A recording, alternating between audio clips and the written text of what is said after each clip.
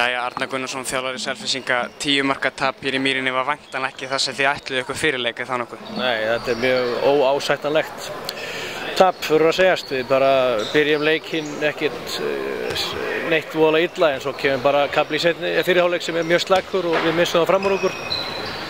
Náum ekki 2 í upphafi seinni hálfleik, þá kemur 16-6 kafli á svona kannski 18 mínútum, það er bara ekkert eðlilegt. Hvað fannst þið svona að vera helst að hjá þínu liði í dag? Agaleysi, baráttuleysi, skortur á skynsemi. Þessi fyrst og fremst. Taka léleg skot, erum að spila slaka vörn, erum ekki að klukka það neitt. Það bara er ekkert vænlegt, árangurinn ekki líklegt til árangurs.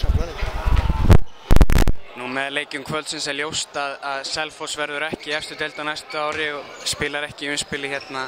Eru það vonbrigði svona með það sem þið bjuggust við fyrir tímabilið? Jú, sjálfsögðu er það og eins og sem voru nú efst inn í deildinni þegar við mistum okkar reynslumesta og besta mann út.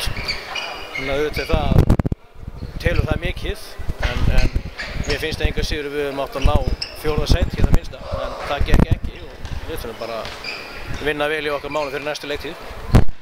Síðan lýstir annars á næstu leik, hvernig horfir þetta við Selfyssingum fyrir keppnistímabilið 2013-2014?